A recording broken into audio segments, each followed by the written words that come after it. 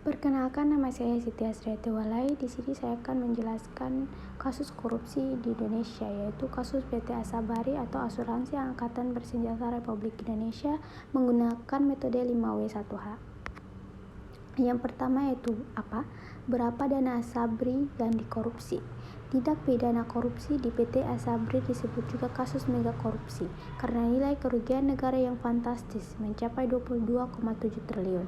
Kasus ini bermula dari kesepakatan para pejabat PT Asabri untuk melakukan investasi secara ilegal menggunakan dana perusahaan. Yang kedua, siapa yang terlibat dalam kasus korupsi PT Asabri?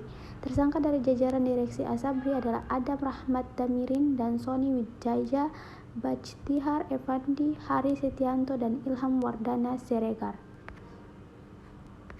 Yang ketiga, mengapa kasus Asabri ini dituntut hukuman mati?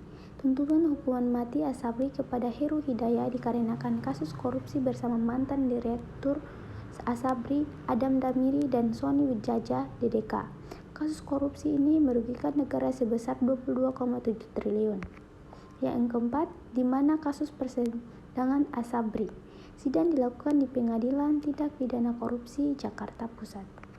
Yang kelima, kapan kasus korupsi Asabri terjadi?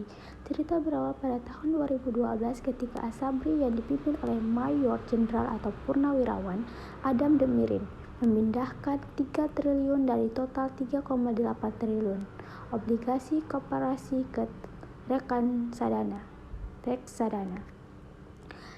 Keenam, bagaimana pelaku melakukan kejahatan? Direktur Investasi dan Keuangan serta Kodis Investasi Asabri bersepakatan dengan pihak di luar Asabri yang bukan merupakan konsultan investasi ataupun manajer investasi, yaitu Heru Hidayat, Beni Tejoksaputra, dan Lukman Pramosidi. Mereka bersepakat untuk membeli atau menukar saham dalam portofolio Asabri dengan saham-saham milik Heru Hidayat, Beni Tejoksaputra, dan Lukman dengan harga yang telah dimanipulasi menjadi tinggi dengan tujuan agar kinerja portofolio Asabri terlihat seolah-olah baik. Setelah saham-saham tersebut menjadi milik Asabri, kemudian saham-saham tersebut ditransaksikan atau dikendalikan oleh Heru, Beni, dan Lukman. Berdasarkan kesepakatan bersama dengan direksi Asabri dengan transaksi itu, sehingga seolah-olah saham tersebut bernilai tinggi dan liquid.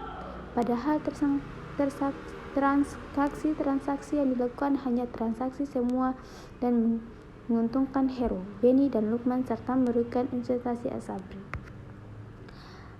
Kasus Asabri ini atau perbuatannya, kasus PT Asabri Asuransi Angkatan Bersenjata Republik Indonesia. Atas perbuatannya, para tersangka dikenakan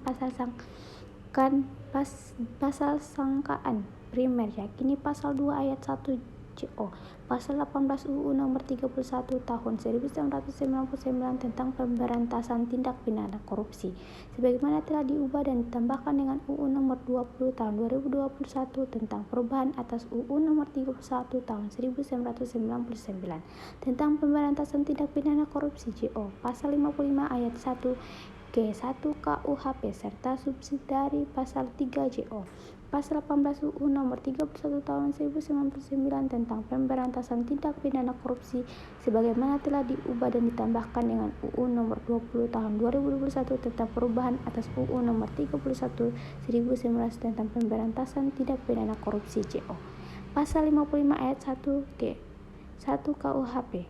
Demikian Leandro Ebsen Simanjuntak. Terima kasih.